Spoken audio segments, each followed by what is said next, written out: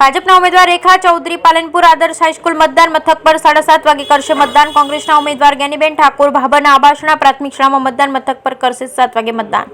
સાંસદ પર્વત પટેલ થરાદના ભાજપ પ્રાથમિક શાળા ખાતે 8 વાગે કરશે મતદાન। વિધાનસભા અધ્યક્ષ શંકરભાઈ ચૌધરી રાધનપુરના વડનગર પ્રાથમિક શાળામાં 7:30 વાગે કરશે મતદાન। Bureau report.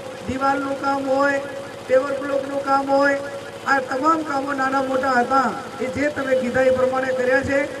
ભારતીય જનતા પાર્ટીનો જે ઉમેદવાર મૂક્યો એને અને ભાટવરવાસને કાંઈ લેવા દેવા નથી છે। કાંઈ લેવા દેવા તો બે ઉમેદવારોની હરખામણી કરો અને બે ઉમેદવારોની હરખામણી કરો ત્યારે જેને તમે અનુભવેલા છે એ તમારી નજર સામે છે।